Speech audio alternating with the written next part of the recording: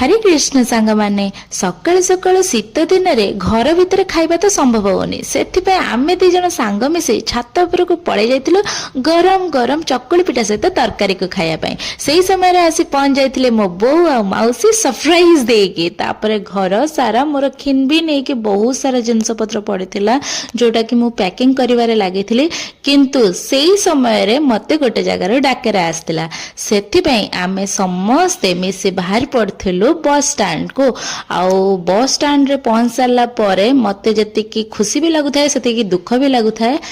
कारण मोर बस रे बसले बहुत ही बांती हुए किंतु डाकेरा आसी कोठू जानी तो पारुथिबे तो मु पहुंच जाइथिली पुरी रे जेते कष्ट लागु पछे मु लेंबू सुंगे सुंगे बस सारा बसिकी जाइथिली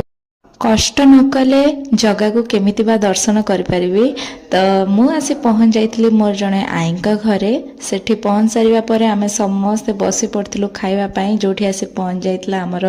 रोटी कोबी तरकारी आ छेना पोड़ तो मस्त भाबे आमे खाइबा को एंजॉय कर सारिया परे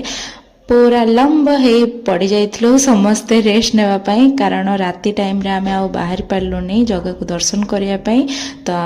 नेक्स्ट ब्लॉग रे आमे देखिबा जगह दर्शन तो रहुची धन्यवाद जय जगन्नाथ।